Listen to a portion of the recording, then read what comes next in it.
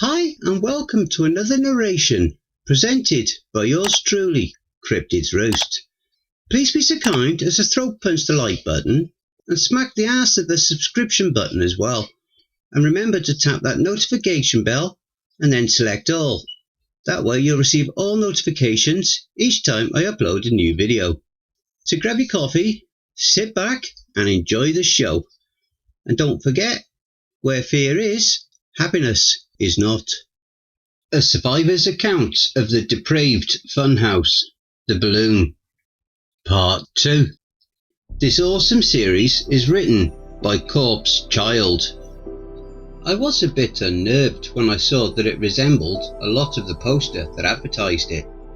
A gigantic pasty white face with a large red lips stretched from ear to ear, painted red nose, as well as fuzzy orange hair and two enlarged pitch black eyes with only two tiny white dots in the centre of them. I remember my knees actually starting to shake when I looked into the eyes.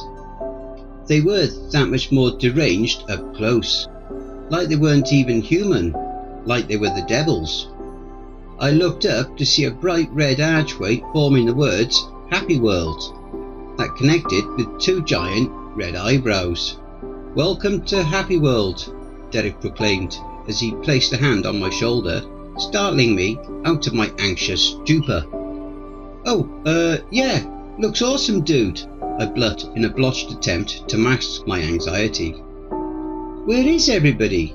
I asked Derek, suddenly noticing a distinct lack of other patrons outside of the three of us. "Shouldn't there be some kind of alarm?" I remember asking myself. "Maybe we're early," Lisa chimed in, shrugging her shoulders. "Rock on! That means first in line for everything," Derek cheered. Despite the albeit lax allure of not having to wait in line for anything, I was hesitant. "Hey man, I'm not so sure we should..." But they just kept walking. "You coming?"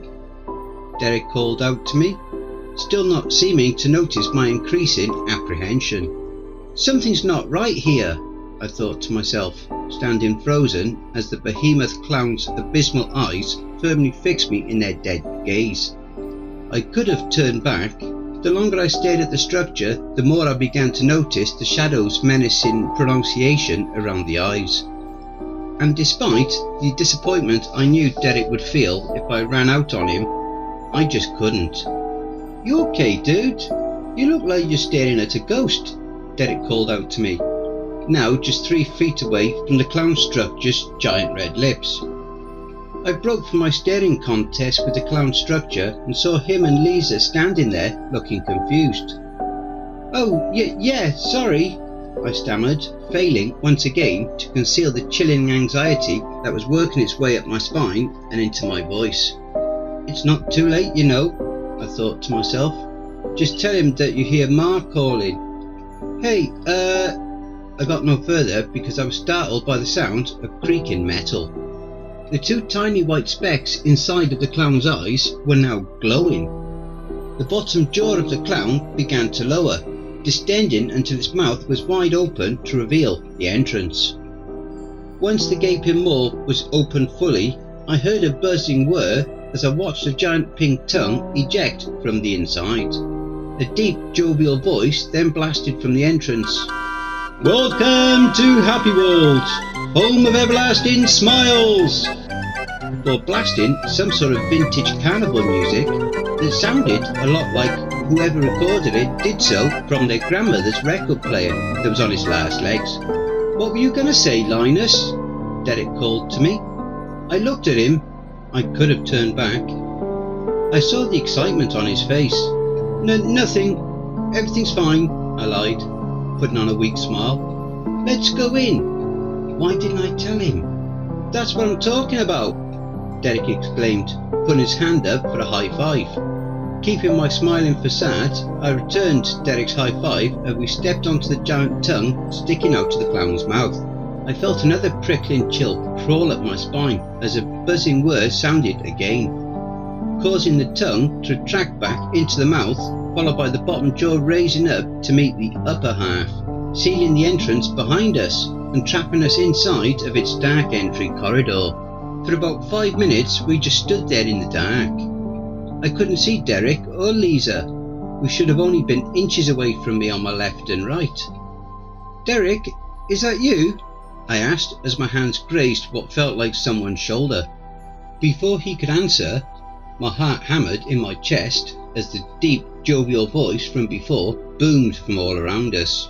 "Welcome to Happy World! Are you ready to smile?"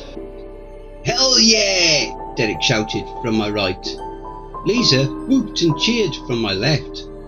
I just stood in the middle, too jarred by the unpleasant mix of sensory deprivation as well as the same time sensory overload to give any response. All at once lights blinked on to illuminate a long hallway. On each side there were 2 doors, each decorated with a clown's face. 2 of them were female while the other 2 were male, all decorated with the same matching red face paint. "So, what do we do now?" I asked, my stomach still churning with perpetual anxiety. "Now we go through each room to find the box containing the clown in each room," Derek replied as he began to reach for one of the doors to open. "Supposedly the amazing Bel-Air will be in one of them as well, and we're going to be the first to find him." "Wait!" Lisa popped up before Derek could turn the knob of the door. "We got to do this door first." I looked over to see her standing in front of a door with one of the female clowns labelling it. "You always want to do Happy Franny's door first," Derek rebutted. "Why don't we change it up a bit?" Lisa frowned and opened her mouth to protest, but was cut off by Derek. "Think about it. Maybe the reason we never find him is because we start in the wrong place, you know?" Lisa stood in front of the door with her arms folded in annoyance. "Tell you what, how about we split up?" I offered, mostly just trying to get moving again. "Me and Derek can do this one, and you can do that one. We'll meet back up in the middle." Lisa rolled her eyes and said, "Whatever," with an exasperated sigh of annoyance. "Hell yeah! You and me, bro!" Derek exclaimed, putting his hand up for a high five. I heard Lisa whisper, "Dorks," as I still not tried to let on that I wasn't feeling right about Happy World anymore, tempted to return the high five as reassuringly as I could. It was our last high five. "Have fun," I muttered rather weakly, which was then immediately followed with Derek teasing her, saying, "Yeah, have fun, chowderhead." Lisa stuck out her tongue and gave Derek the finger, to which Derek shot back with 2 fuck yous of his own, forming his face into an expression of exaggerated surprise, and retorted, "Sit on 'em and spin." I couldn't help but actually snicker at this, both out of amusement and as a last-ditch effort to try and avoid the anxiety from my thoughts. Finally she turned the knob of the Happy Franny door. I'm willing to swear on my life though, that before she opened the door, she turned around and winked at me, smiling. Once Lisa disappeared into the room, Derek turned to me, grabbing the knob. "You ready, dude?" Yeah," I replied, feeling a bit of the nervousness washed away. "Just a bit." With a huge, excited grin, Derek said, "On 3. 1. There's nothing to be afraid of, it's just a clown, right?" I told myself, the image of the creepy red clown face from the poster assaulting my mind. 2, Derek said, "This clown won't hurt me, right?" The huge dark marble eyes with the 2 tiny glowing white dots in the centre and the giant gaping red maw of the structure burrowed itself into my mind, the shadows further accentuating its ominous visage. I was imagining that I was being swallowed whole by the funhouse. Maybe it's not too late to turn back. 3! Derek shouted as he threw the door open in excitement, ending my thought dead in its tracks. Inside, the room was dark like in the entrance, save for these creepy orange LED lights peppering small areas. Quickly, yet hesitantly, I stepped inside, Derek following close behind. The door slammed itself shut with a thud, making my heart pound that much harder in my chest. For a drawn-out momentum, we just stood there, consumed in an all-encompassing darkness that was also penetrated by 3 dimly shaded orange spotlights hanging side by side in front of us. After a few seconds, my eyes adjusted to the darkness enough to make out the shapes of doors under each of the 3 spotlights. One of them had a yellow frowny face ornament hanging from the front, while another was decorated with a smiling face. The last door had a more abstract expression, 2 X shapes for the eyes and an O-shaped mouth. I had no time to ponder what the doors led to, however, before the booming voice rang out again. "Welcome! Before you are 3 doors. One leads to a dead end." A vintage sounding recording of disappointed groans played out. "Another door leads you to an maze to find our special friend, Happy Jacko." This time it was the sound of children cheering that echoed from all around. "The last door leads to a special secret surprise. Anyone bold enough to enter." This was followed by a crowd of exaggerated "ohs" and surprised gasps. "Secret surprise!" I wondered before the voice boomed out. "Good luck, and most importantly, remember to smile!" Followed by the disjointed carnival music from before. "Follow me," Derek said as we approached the door in the middle, with the smiley face. Before I knew it, I was following Derek to the smiley face door. Before he could even grab the knob to open the door, I piped up, "Wait, what's up?" he asked, staring puzzled at me with his hand still reaching for the knob at the smiley face door.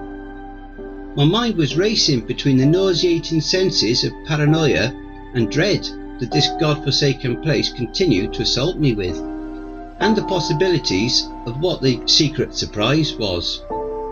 "Let's try this door first," I suggested, pointing to the door with the shocked expression hanging on the face. "Whatever the secret is, this is the door it would be behind, right?"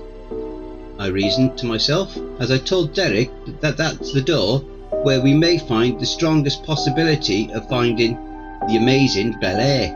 For a second, Derek stood there pondering my suggestion. "Maybe we should split up too. You take that door and I'll take this one." This time I was the one weighing options. Did I really want to do this alone? What about Derek? Was I really going to make him do this alone? Before I could actually voice any of these thoughts, however, Derek was already in the act of opening the smiley face door. I watched Derek close the door behind him and disappear into the room. Why didn't I follow him? Why couldn't I have gone through that door? "I'm so sorry, Derek." For a moment that felt just shy of an eternity, I just stood there in front of the door, my body quivering like somebody shoved a fucking time bomb down my throat. "What are you afraid of?" I wondered, trying to rid myself of the cold dread that had burrowed its way back into my head with twice its original magnitude. This was what you wanted, right? What you were looking forward to. The chance to be the first to see the amazing Bel Air in the flesh. Don't forget, if you enjoyed that story, be sure to pop over to the author's Reddit profile and drop them a line, or even give them a glowing review. I'm sure they really would appreciate it. The link to their Reddit profile will be below in the description.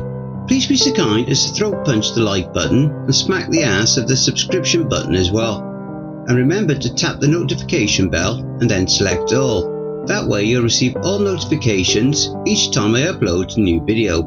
Oh, and don't forget to share the video far and wide. This will all help with YouTube's algorithm and will help to promote this channel more. And don't forget to check out the merch store. The link will be in the description and also in the video thumbnail. And if you would like an honourable mention, send in a snapshot of yourself with your purchase and I'll feature it in one of the videos. I now have my very own subreddit community where you can submit any stories you've written. You can submit your stories or encounters either there or send them to cryptidsroost@gmail.com. If you wish to remain anonymous, that's fine with me. All the links are below.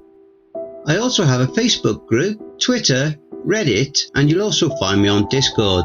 If you would like to support this channel and help make it grow, My PayPal is paypal.me/cryptidsroost. Again, that will also be below. And don't forget, where fear is, happiness is not.